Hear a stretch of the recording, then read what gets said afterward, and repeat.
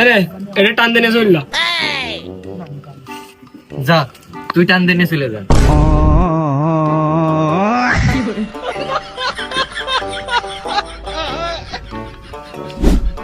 Sir দেখেন ফিতে ধরতেন না, খালি তুই ধর।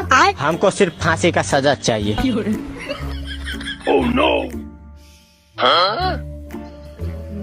কি করতেছেন ভাই আপনারা এনে?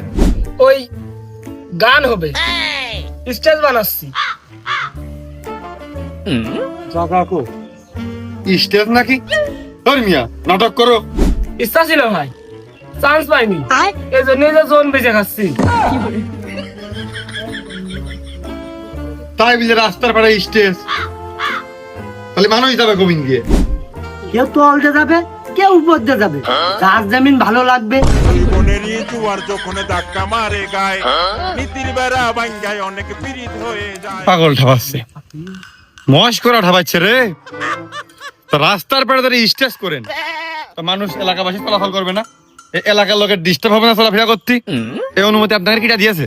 ও ভাই, এনে যদি গান হয় তো এলাকার লোকই তো শুনবে।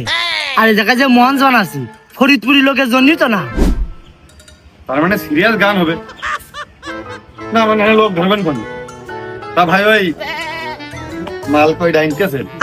বিন্দু গান আসবে নাকি না শারমিন 007 গান নিয়ে আসবেন? গান দিনই ঢাকাইলে মাল নিয়ে আসেন দিন একটু চেওড়া দেখে। আমি পারি না আর পারি না। এই রে মেলা দূর ভেবে ফেলে দিয়েছে রে। ও ভাই দেখতেছেন রাস্তার পারে মাপ যোগ চলতেছে, তা রাস্তা ছাড়া এনে আবার কি হবে? যা করবে উপরতে তাই হবে। রাস্তা হবে, রাস্তাতে এখানে রয়েছে, আপনারাই তো বললেন মঞ্চ হবে। দেখতেছো না এই রাস্তা ভেঙে গেছে, আবার নতুন করে হবে, সেজন্য মাপ যোগ চলতেছে। এইটা যখন করিল 15-16 দিন মতন টিকিল, তারপরে ভেঙে গেল। এবার 1 মাস টেক পেন কি করবে কিটা? ও ভাই, তা এরা দুজন ফিজে ধরে মাপামাপি করতেছে, আর আপনি এই জায়গায় সারের মতন খাতা কলমে টুকাটুকি করতেছেন চশমা পড়িয়ে, মানে বৈষম্যকে। ওই সার্টিফিকেটের নম্বর কম ভাই, তাই জন্য সে স্যার হয়েছে আর আমরা মায়েন্দার হয়েছি। শালা সহকারী কলিও তো মান সম্মানটা বজিয়ে থাকে। তাহলে ওই যে করছিলাম ভাই, মানে আমি তো আর আপনার কাছে প্রাইভেটে পড়ি না, আমার আপনার স্যার করতে হবে ভাই। কই তা আপনি হচ্ছে যে কোন সাবজেক্টের স্যার? সড়ক জনপদের অফিসার আমি। অফিসার? তাহলে আপনি স্যারের চেয়ে এক কাঠি উপরে। ও ভাই, কোনো কাজ শুরু করার আগে কমিন্দে করলে ভালো হবে, কোন কাজ করলে বেশি দিন টেকবে, জনগণের সুবিধা হবে, ওই সেই সব কাজের দায়িত্ব দেখভাল করার দায়িত্বটাই আমার উপরে যে পড়ে। ও তাহলে তো আপনার মেলা দায়িত্ব, খরচ কম হবে, বেশি দিন টেকবে, সপ্তাহ আপনি চিন্তা ভাবনা তাহলে মেলাদুর করতে হয়। তাহলে ভাই চলেন, একটা ইমার্জেন্সি কাজ রয়ে থাকে, ওইটা করে থাকি। ও ভাই, ইমার্জেন্সি কাজ নাকি? এই কাজই তো আমার আগে, এই কাজ যদি শেষ না হয় আমার তো চাকরি থাকবে না। একটা বিড়ি খাওয়া না, চলেন। খালি তো চাকরি আমার এখনই নেই। 10, 20, 30, 40, 50, 60, 70, 80, 90, 100।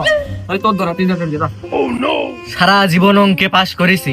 উপু 10, 20, 30, 40, 50, 60, 70, 80, 90, 100। যা তুই ধরি গে যা। কাজ না বাড়া করবে না। কালকে তো রাজমিস্ত্রির কাছে যাবো। এই তোরা দুইজনের ফ্যানের নিচে বসে এই লেখালেখি কর, আর আমি ওই ফিতে ধরি। ভাই আপনার ভিতরে আমি দেখে জীবন দিন ছেলেবেলে কোনো কাজেরই না, এতক্ষণ আমার কাজ হয়ে যায় না, চলেন। ও ভাই, ওদিক গেলে যে আমার চাকরি থাকবে না রে। আপনি তো শিক্ষিত স্যার মানুষ না, চাকরি এক কান চলে যাবে, আপনি আরো 5 কান নেবেন, আপনার গায়ে বাদে উঠার চাকরি না গিয়ে, চলেন দিন। ও ভাই, 8টার সংবাদ এক বেরি হয়, 4টার সময় পুরো দিন একবার হয় না? আপনি আসেন দিন, ইমার্জেন্সি কাজ করছি, রাস্তাঘাট আমাদের জন্য, কাজ হতো আমাদের জন্য।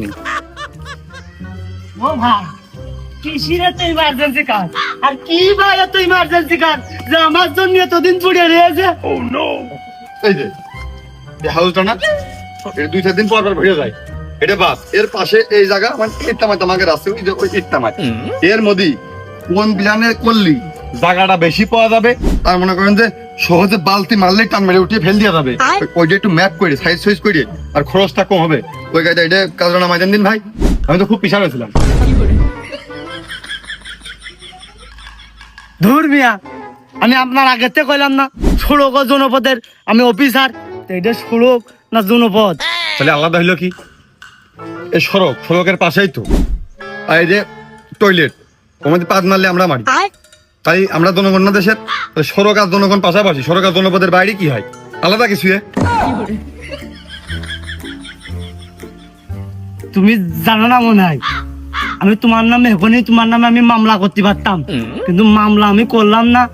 এই রাস্তার কাজ দেখালো তোমরা বন্ধুকে ধরছো, বন্ধুকে আমার কাছে চান্দা নিচ্ছো, সেই ভয়তে আমি মামলা করিনি।